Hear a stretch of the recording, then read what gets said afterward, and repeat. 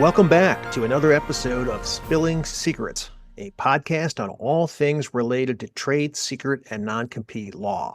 Today, we will be talking about one of the hottest and most challenging issues in this space, managing or responding to a group lift-out. Namely, situations where one firm makes multiple hires from another firm at or about the same time. My name is Pete Steinmeier. I'm the managing shareholder of Epstein, Becker, and Green's Chicago office and co-chair of EBG's Trade Secrets and Non-Compete sub-practice. I have litigated on both sides of group lift-outs, and we have a great panel today, each of whom brings a wealth of experience in this area. First, we have Millie Warner, partner in our New York office and one of the regular co-hosts of this podcast. Millie, welcome as always. Please tell us a little bit about your work in this space. Hi, Pete. Glad to be here today. I've litigated multiple cases involving group lift-outs, sometimes involving the hiring away of an entire practice group within a firm or an entire branch office at a company. I'd say that group lift-out cases are probably more likely than individual restrictive covenant disputes to go beyond the TRO stage and can even end up lasting for years. So I'd say that group lift-out cases are probably the type of case in the restrictive covenant space that I've spent the most time handling. Well, welcome, Millie. Next, we have Alex Bernard, also a partner in the New York office. This is Alex's first time on the show, so a special welcome to you, Alex. Please tell us a little bit about your experience with group lift-outs. Thanks, Pete. It's good to be with you. I've handled dozens of these matters over the years, sometimes on behalf of a client that's doing the hiring, sometimes where the client is seeing people leave. I've found these matters to be of great significance for businesses, and they can also be fraught with emotion in addition to impacts to the business. Thanks, Alex. And last, but certainly not least, hailing from the Pacific Northwest is Haley Morrison. This is Haley's first time on the show, so welcome, Haley. It's also the first time we've ever had somebody from Oregon on the show, so a double welcome to you today. We're delighted to have you. Please tell us a little bit about your experience in this space.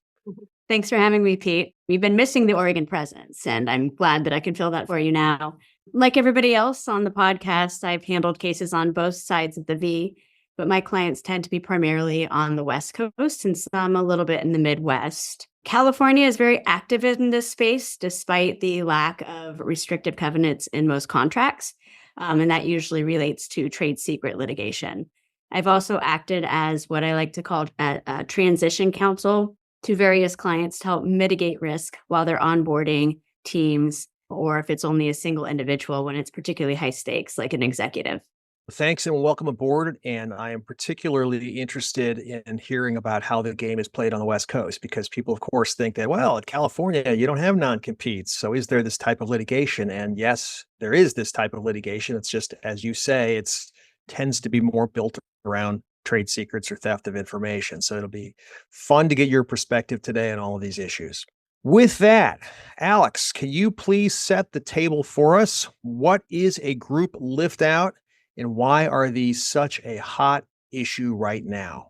Sure, Pete. I think in particular, lawyers in the employment spaces and litigation space have to advise clients in situations where they're making more than one hire from another firm, or another firm is making more than one hire from your client. And that's basically the notion. It's more than one person leaving in what may be a coordinated departure, the so-called lift out. It's very common in the financial services industry.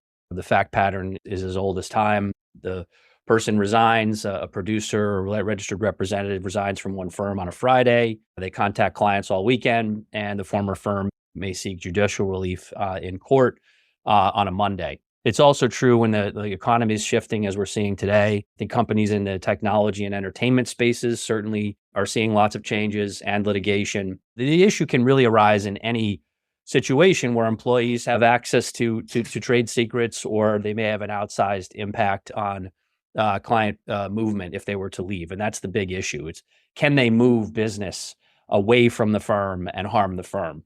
When we think about the law here, the notion that you start with is people can generally resign and they can go to work for a competitor if they want to do that, assuming they don't violate obligations to the former firm. And likewise, an employer can generally hire someone, whomever they think is the best for the role.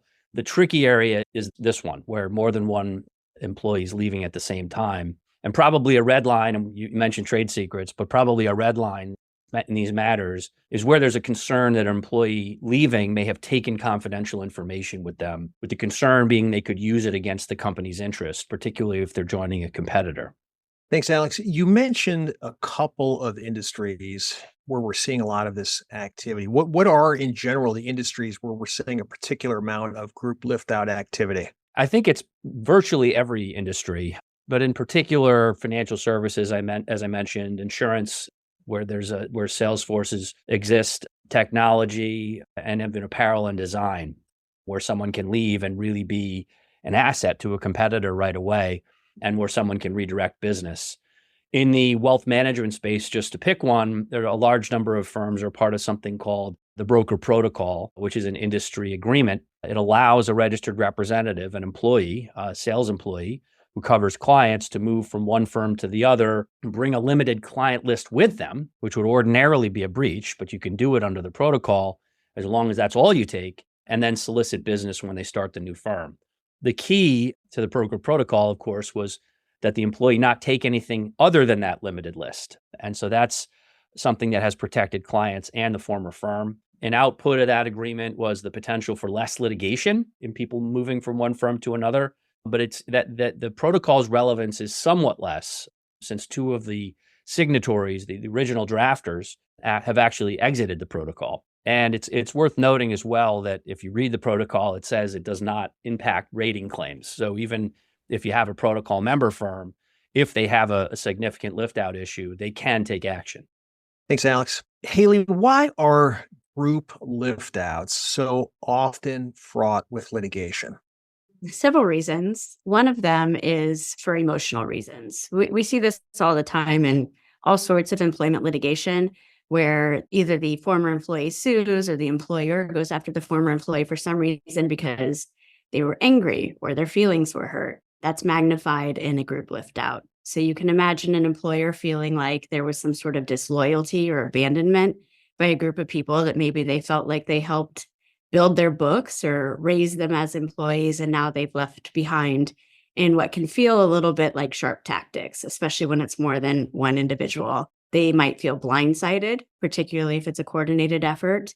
They might have real fear for the survival of the business if a significant number of employees with a significant book of business leave and go to a competitor. There's also the potential that people are going to feel left behind. So you have employees that are still at the former company who are feeling abandoned, or they are feeling like they were really left when their group departed for somewhere else.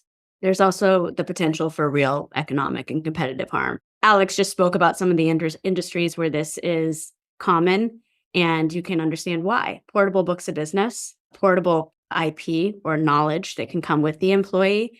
You got salespeople, engineers, developers, financial advisors. Those folks could really misuse confidential information or even do it appropriately and move business away from the firm. So that can be a real financial impact. Sometimes employers will sue the departing group of employees as really a chilling effect. They might be concerned that those left behind are also going to jump ship, or that clients are going to go with them if they're continuing to try to poach them. So they might litigate against those employees as a shot across the bow to say, we're not going to take this lightly. We will come after you if you do this with sharp elbows. So that happens a lot too. Thanks, Haley. Millie, talk to us about the law. What are the potential causes of action associated with the group lift out?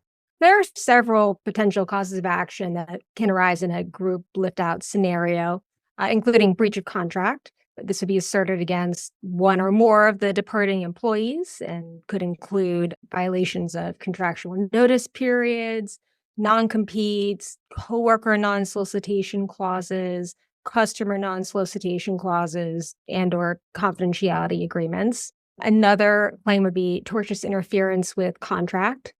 This can be asserted against the hiring firm for interfering with the employee's restrictive covenant agreements.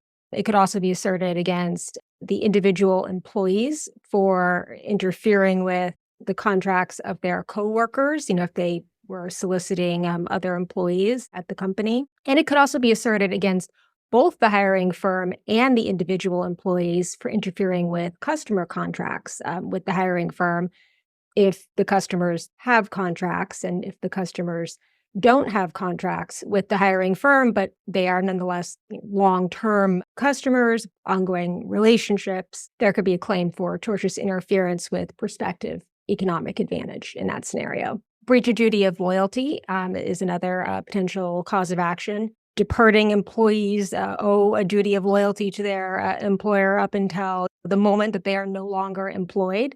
So departing employees who act against their employer's interests before they cease to be employed there by, for example, taking or disclosing confidential information, soliciting coworkers, soliciting clients, they can be liable for breaching their duty of loyalty. Aiding and abetting a breach can also be a claim that could be asserted against the hiring firm, as well as misappropriation of trade secrets. So if confidential trade secret information is taken and used for the benefit of the new employer, there could be claims against the employees who took the information, as well as potentially against the hiring firm under the Defend Trade Secrets Act, which is the federal statute, and or the various state counterparts to that law. There could also be claims for conspiracy if there's coordinated planning among the departing employees in the hiring firm. And also the Computer Fraud and Abuse Act. That's a federal claim that's really become increasingly relevant in the digital age, particularly where there's unauthorized access to computer systems involved. One thing that I did not hear you mention, Millie, was a specific cause of action for rating. Outside of the FINRA context, is there a specific cause of action for rating? So not exactly, although you can address a raid through the other causes of actions that I just mentioned. And particularly as raiding typically involves a level of surreptitious coordination, getting a whole group of employees to resign simultaneously and join the same competitor. The deception and the strategic planning that often accompanies those actions can make the conduct look particularly egregious and can really strengthen claims like breach of duty of loyalty, tortious interference, conspiracy, etc. I would say that courts and juries take note of coordinated deception like that, and it can increase the odds of success for the claims tied to the raid. Alex, I know you've done a ton of work in the FINRA context. In that context, is there a specific cause of action for rating? So it's an interesting one. And while it may not be a statute, a regulation, or a rule per se, FINRA arbitration panels do recognize claims for rating. And we've seen that on both sides where we've achieved awards, pursuing them or defending against them. So that's been the experience. There is a consensus view among lawyers who practice in this area that there are two elements, basically. One is that you're taking about 40% of a business plus something called malice as a rough measure. And for the percentage piece of it, you're typically looking at the firm's revenue. You might be looking at the number of people. It's a bit of a vague kind of a claim, but if you show 40% or north, that claim could be recognized in FINRA. There's very little written guidance on this, but when you think about malice, the second piece of it, plus the 40%, the malice is some additional misconduct. So not just the mere fact that people left, but something that was done that was a violation of their obligations, like taking documents they're not supposed to take, for example. It's not surprising to me at all that this is recognized in FINRA, where these kinds of moves happen a lot, and there's a lot of litigation. So I think that's one of the reasons. And I think perhaps one of the most challenging cases I've handled in the space was a few years back when the entire sales organization of a large insurance company was sought to be separated and spun out as a unit on its own. And had that been successful, the insurance company could have lost its entire sales force, of course, its only source of revenue, which would have had deleterious impact for sure. But in financial services, it doesn't necessarily take anything of that magnitude. It could be half a dozen if there's a smaller office or a smaller business area. The context is key, and you see this issue about what's the scope of the business being litigated extensively to push back or to advance the notion that the percentage is actually met in a case. Thanks, Alex. Haley, Alex mentioned the financial services industry in particular, and I know you've done a lot of work in this area in financial services. Are there any unique group lift out issues in the financial services industry? Yeah, there are. And I would say that in any industry where there is a lot of regulatory oversight, you're going to have unique issues, and financial services just happens to be one of them. One of the regulations in that industry in particular is Regulation SP, which has some additional requirements for broker dealers and investment companies and other investment advisors to adopt policies and procedures to safeguard client information and customer information. So there's always going to be considerations about Reg SP in the financial services industry. They also have licenses. You can't engage in the practice of financial advising without your licenses. So those licenses have to be transferred, timely transferred, in order for the advisor to be able to continue their work. There's also U5 filings, which must be filed within 30 days of leaving a firm for any reason, whether that's termination or a resignation to go to a new place. It must be accurate. So there can be issues with the departing employee and the firm that's being left behind about what their U5 should say, and making sure that's timely filed. Similar to the Regulation SP issue, there can be complications with moving client accounts, how and when the financial advisors that are leaving can contact their clients. Are they looking them up online through their publicly available information, or did they take with them documents from the prior company that gave them all of that information? These are real significant issues. Some of that also depends on what the contracts say between the advisors and their former firm, and also based on state law. We touched briefly on California a couple of different times. They're not going to have restrictive covenants in most of those contracts, but there are implications with trade secrets. And that includes some of that information that they take in order to contact their clients and get up and running at the new place. Similarly, in the financial services industry, there is something called the ACAT system, which is effectively a clearinghouse to move client material from one broker dealer to another. It used to be all done manually. Now it's done electronically. That process requires cooperation from the client, from the firm that they departed. It typically takes about 6 days to get those ACATs to move through. But there are some tech-forward firms, particularly in the insurance industry and some other industries that are financial adjacent, I would say. They're doing it much quicker. And a lot of those really tech-forward, tech-savvy firms are able to do these kinds of lift-outs really successfully, in part because they offer that tech stack that helps them move their clients quickly and get them serviced really fast. If all of this is not done appropriately, the firm where everybody is departing risks retaliation claims. Alex, Millie, I'm sure that you guys have seen this, Pete, you as well. But very often we see retaliation claims from the departing broker against their former firm for things like failing to get their U5s amended in time, or interfering with the transfer of client accounts, or even transferring client accounts after they sustained a loss in the market that may just be timing. But some of that can result in litigation. Thanks, Haley. Millie, I know you've done a lot of these cases in the insurance industry. Are there any unique group lift out issues in the insurance industry? I'd say that in the insurance industry in particular, you often see very strong client relationships tied directly to individual producers. So when producers leave with their client service team, that makes it even more likely that the entire book of business is going to move, which can result in immediate revenue loss, obviously, and also long-term damage to the former employer's client base. Client solicitation in this space often walks a very fine line. Insurance producers, typically have very close, often almost personal relationships with their clients, which can blur the boundaries of non-solicitation. So you may find courts really scrutinizing who contacted whom first and whether the producer's communications with clients constitutes a solicitation. Perhaps as a result of that, you often see not just client non-solicitation covenants here, but also non-servicing covenants. Even if there was no solicitation of the client and the client initiated moving over to the new firm, you often see litigation over enforcing a non-servicing covenant, providing that even in the absence of any prohibited solicitation, the producer cannot service or work with the client for a period of time. So, Millie, let's talk about practicalities. When your client believes that it has been unlawfully raided, you get the phone call. What are the steps that you take and how do you analyze the client's options? First, as a threshold matter, you of course want to immediately analyze the contractual obligations to understand what the parameters are and what might possibly have been breached. Then the next immediate step would be to just gather as much information as possible about what happened.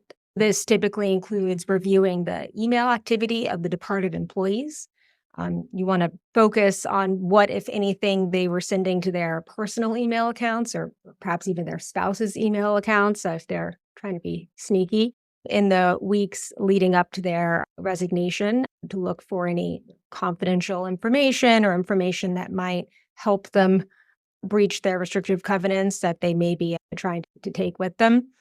And so people often try to hide their activity by renaming the files that they're sending to their personal email accounts, something innocuous, family vacation photos or whatnot.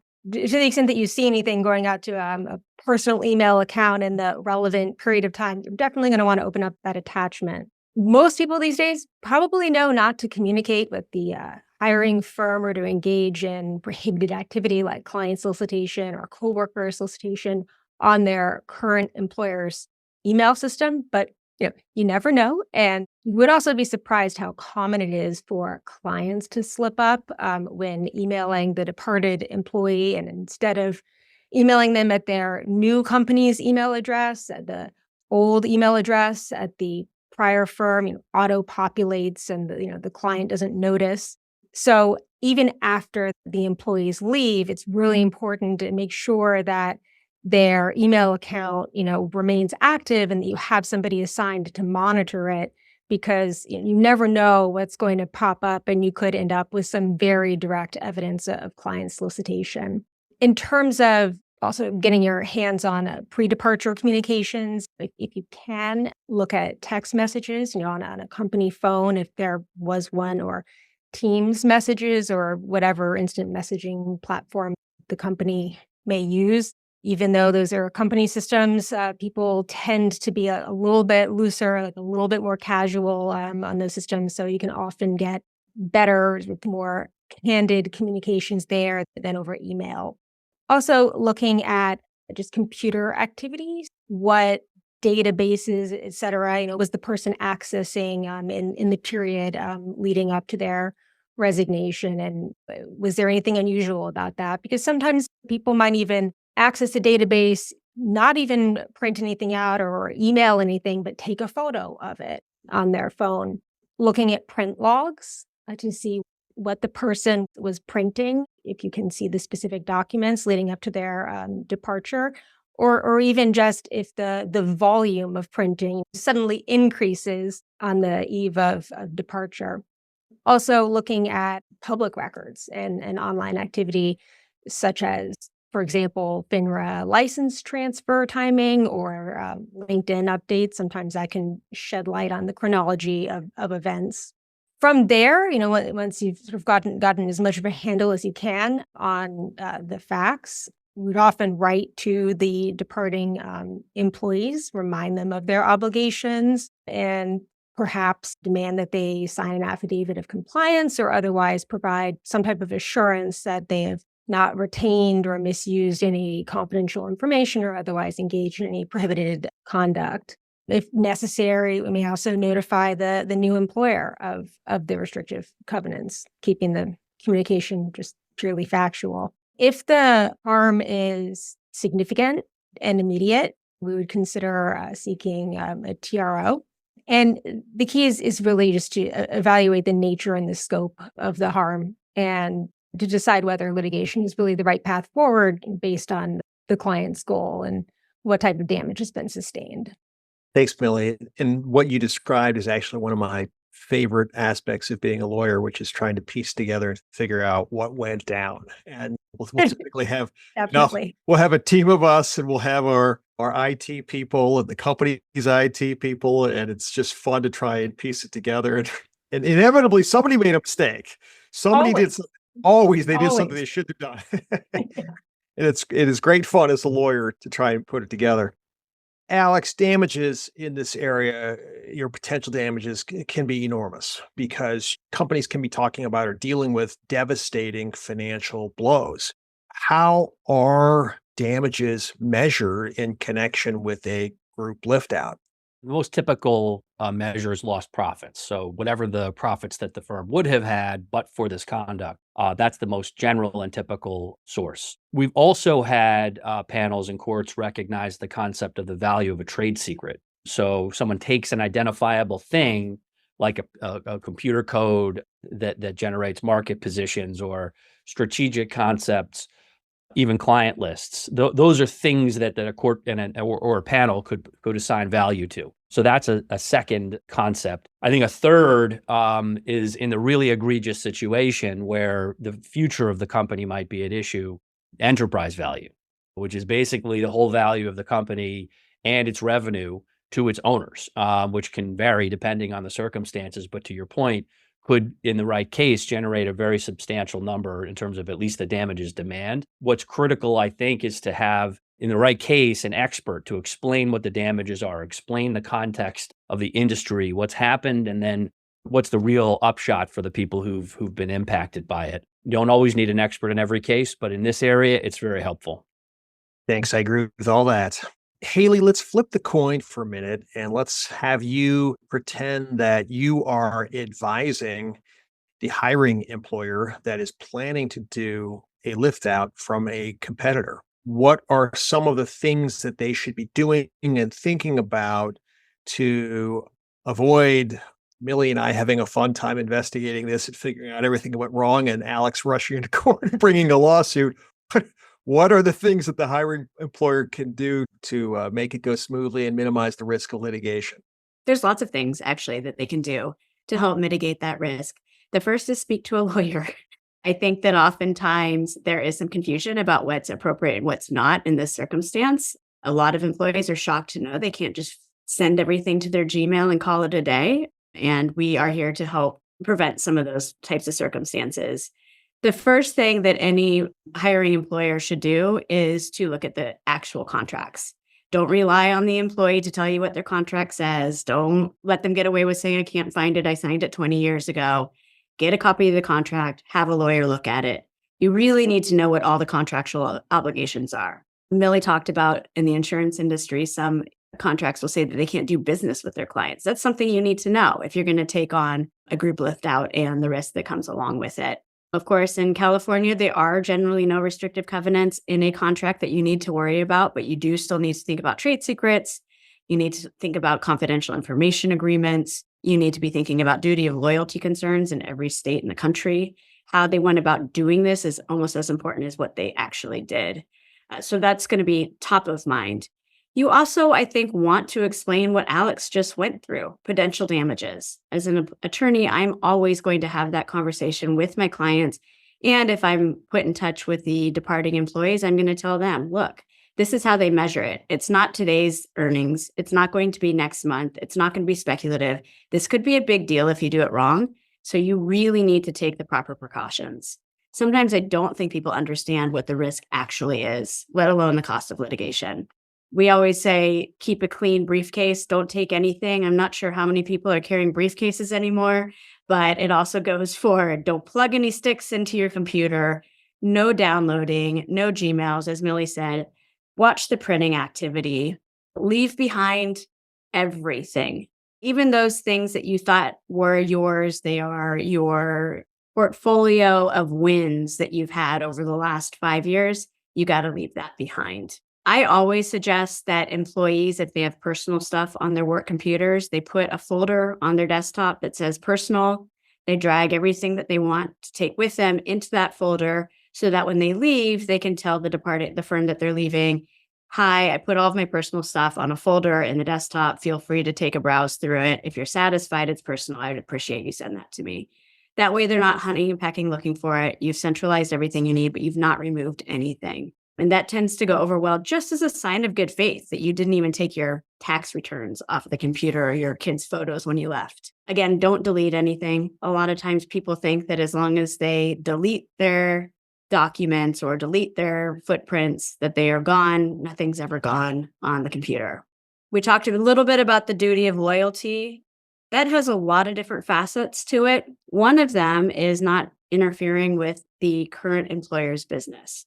So don't wait to sell your client the shiny new widget until you get to your new employer if you would have sold it to them today. Sell it to them today. Do the things with your current employer that you would have done if you were going to stay forever. No water cooler chatter. Don't talk about it in the hallways. Don't talk about it on company time. Don't use company resources to plan your exit. That includes conversations with recruiters or with your new firm. If you have a company-owned cell phone, I would be very careful about that too. You just want to remove yourself from the current employer's place of business when you're going to be talking about departing them. There's a number of different ways to do lift outs. Sometimes it's bucketed recruiting, lift out everybody at once, rip the Band-Aid off, and make one move. Sometimes it's staged recruiting. Depending on the circumstances, either could be appropriate. One concern with stage recruiting is that there is going to be somebody that is left behind. We talked about this a little bit at the top of the program, but they could feel or get attention like they're the mole that is keeping an eye on everything. They could also get spooked by the current company into not leaving for things like risk of litigation, where they might get a raise or whatever it is. There could be a reason why they don't end up coming. Again, assume that all of your communications are discoverable, whether it's between other folks that are leaving at the same time, whether it's between the recruiter at the new company. We have to assume that all of those things will be asked about if litigation happens. So if you don't want to stand up in court and talk about it in front of a jury, don't do it. Be professional. That should go without saying. Don't rub salt in the wounds. We want to counsel the employees that are leaving to act in good faith and to act appropriately on their way out the door. So the timing considerations for the clients that are coming over to the hiring employer is a big deal. I would always advise the departing employees never to signal that they're leaving. Not even a hypothetical, hey, if I were to ever leave company XYZ, would you follow me or stay with them? None of that. If there is litigation, again, that's all discoverable. And the idea that you're planting seeds or leaving breadcrumbs behind is a big deal. You can do an announcement on your way out the door. It's called the newspaper rule, which is basically, hi, I've loved working with you. I'm now over here. Great. It was great working with you. That's about it. I think sometimes it makes a lot of sense if there is any good faith in between the former employer and the hiring employer to try to work that out together and to send a communication together. Where that's possible, that really does mitigate a lot of risk. As I said, you always want to conduct yourself as though you're standing in front of a court talking to a jury. Would you feel comfortable with the jury deciding your fate based on your actual activity when you left? I actually advise employers, hiring employers that are doing a lift out to actually consider having employees that come over sign an affidavit that say they didn't take anything with them, they were counseled to leave it behind, they have not contacted any of their clients, because that also protects us as the hiring entity. We don't want to have aided and abetted their trade secret theft. And if we've counseled them not to do it and they do it anyway, it is good to have that proof. All good advice. And in my experience, you cannot spend enough time talking to individual employees and prepping them and reminding them about their obligations and explaining again. And I always say, you want to explore all the nooks and crannies of the employment relationship and see where any restrictions might lie anywhere in there, where any data or information might lie. And you need to explore all of those things. Pete, and if I could add one more thing, understanding personalities is really important. So if there's something you can glean from the team that you're recruiting about their former employer that would help make this a seamless transition, that's good. People are humans at the end of the day. And if there's going to be an emotional fallout, we need to understand what that looks like and where those pain points are so that we can try to help mitigate that. Yeah. You cannot underestimate the importance of emotion in this area of the law. I say it's a lot like divorce law, only it's in the employment setting. Alex, even if your client has followed Haley's advice to a T and done all of the right things and none of the wrong things, or perhaps maybe they have done some of the wrong things, but you end up with a piece of litigation in this space, short of all-out combat for multiple years. How do you settle disputes like these? It's a difficult one because sometimes they do end up in all-out combat, as we know. And a lot of times emotion can be behind that a bit. A company or a founder might be concerned about what the impact will be to the business, whether clients will leave, where they are kind of in their cycle from a business perspective, and whether there are other employees who may leave as well. And sending a message can sometimes be part of the litigation that the employer thinks is important, that the staff know that their rights are going to be enforced. And so it can be difficult in that context. Sometimes you can resolve things that aren't really existential for the company by providing limited assurances around the raid being over or the lift out being over, or adherence to non-solicits of clients so they have less of a concern.